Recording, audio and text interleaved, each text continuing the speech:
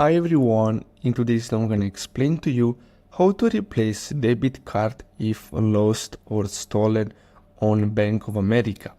So the first thing to do is to simply report that you just lost or your debit card was stolen.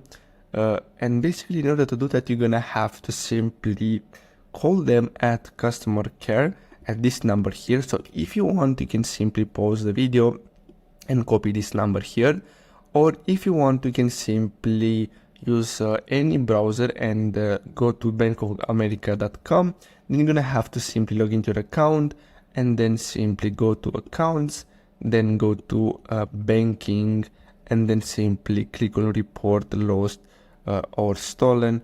And basically after that they're gonna block that old card and then they're gonna give you a brand new one.